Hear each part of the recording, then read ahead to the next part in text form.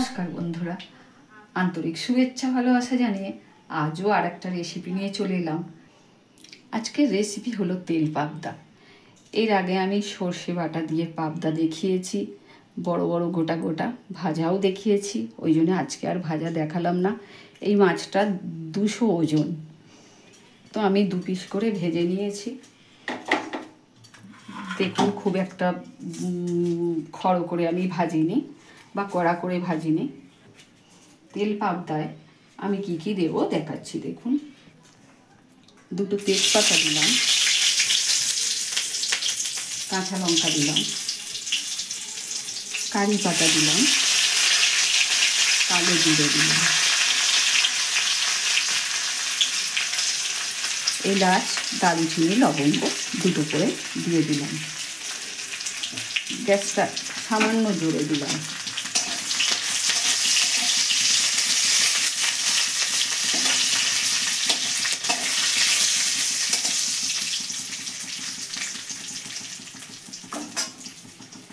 এবারে আরও টমেটোটা ছোট ছোট করে কেটেছি, টমেটো দিয়ে দিলাম।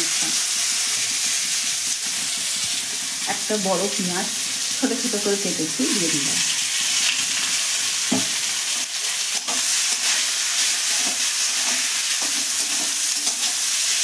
একটু ভেজে নেব, লবণ দিয়ে দেবো, দিলাম যাতে তাড়াতাড়ি ভাজা হয়ে যায়।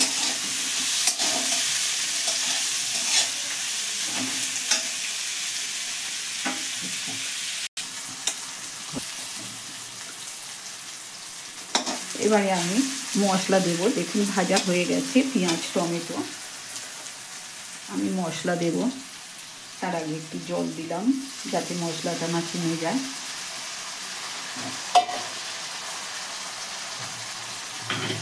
কী কী মশলা দেব দেখুন, ঘরে থাকা সামান্য মশলাই দিচ্ছি।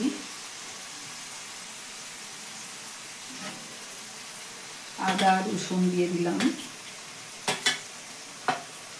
পরিমাণ মতন আপনারাও দেবেন। কাশ্মীরি লঙ্কার গুঁড়ো দিলাম, ঝাল লঙ্কার গুঁড়ো 1/2 চামচ দিয়েছি, কারণ 2টো কাঁচা লঙ্কা দিয়েছি। এবার ধনে আর জিরে গুঁড়ো,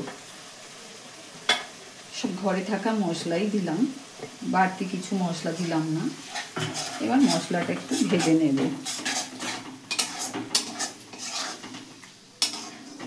সর্ষের তেল দিয়েই করবেন, তবে টেস্ট হবে।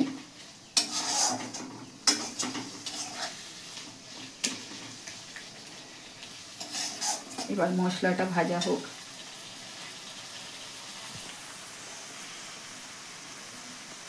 মশলা ভাজা হয়ে গেছে, দেখছেন তেল ছেড়ে বেরিয়ে আসছে। তো আমি একটু টক দই দিলাম, 2 চামচ টক দই।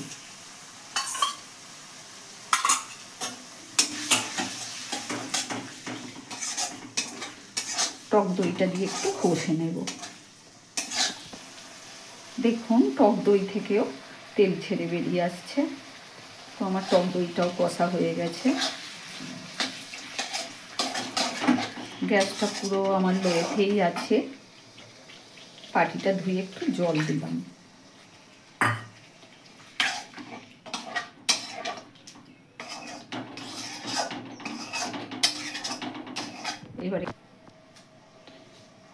এবার একটু লবণ দিলাম।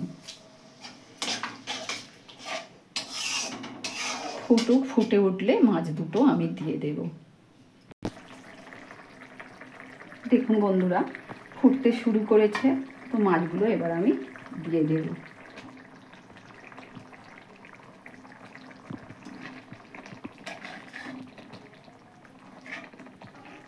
মাছ একটু ফুটুক।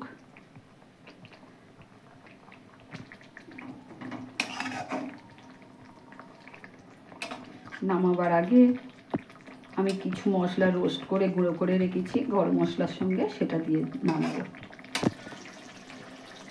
দেখুন বন্ধুরা, এবার আমি নামিয়ে নেব। তার আগে এলাচ, দারুচিনি, লবঙ্গ আর মৌরি রোস্ট করে গুঁড়ো করে রেখেছি, ছড়িয়ে দিলাম। আমার রেসিপি যদি ভালো লাগে অবশ্যই সাবস্ক্রাইব করবেন, কমেন্ট করবেন, লাইক দেবেন। আজকের মতন আমার তেল পাবদা রেসিপি শেষ করলাম। ভালো থাকবেন সকলে, ধন্যবাদ সবাইকে।